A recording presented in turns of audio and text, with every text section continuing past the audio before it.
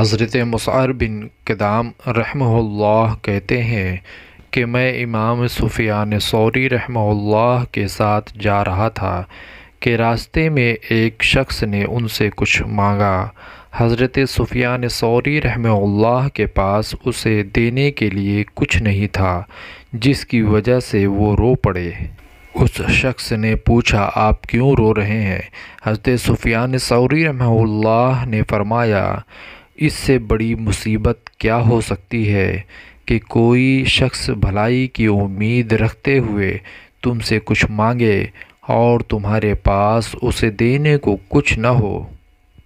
دینی اور اسلامی معلومات کے لیے ہمارے چینل کو لائک اور سبسکرائب کرنا نہ بھولیں، کیونکہ ہم آپ کے لیے دینی اور اسلامی معلومات پر نئی ویڈیو بناتے رہتے ہیں۔ اور آخر میں گھنٹی کا بٹن ضرور دبا دیں تاکہ آپ تک ہماری تمام ویڈیوز پہنچ جائیں۔